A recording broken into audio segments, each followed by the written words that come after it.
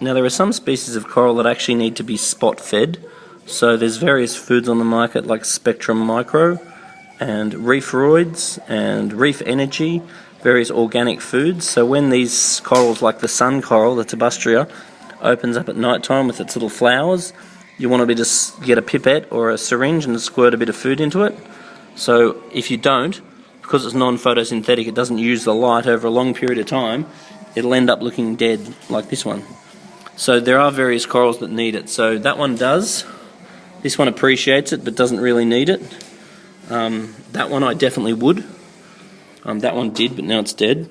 This one doesn't so much. The Goni definitely does, and it's got a very fine membrane, so Spectrum Micro and Reefroids are fine enough to feed this coral, whereas most organic foods are not fine enough for this coral to actually eat. Otherwise, it'll only live for sort of a year or so and die off due to lack of nutrition.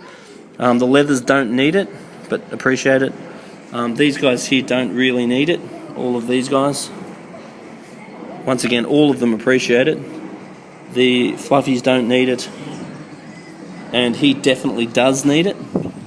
And here's another Goni, and this one happens to the Goni if they're not getting very fine foods like Reefroids. They do tend to die off, and they get bacterial infections. So making sure that you're dosing iodine in your trace elements is quite important to suppress bacterial infection, and make sure that you're feeding it a fine enough food to allow it to get nutrition is sort of the key to these guys, and they don't need it too much. So the other thing to be wary of in here as well is make sure that Aptasia there, this thing here, make sure that doesn't go crazy, so hit that with some Aptasia X to kill it off as soon as possible, and make sure your corals are aiming up. So you've got to be careful about positioning corals like this that are not aiming up. That one's literally aiming down.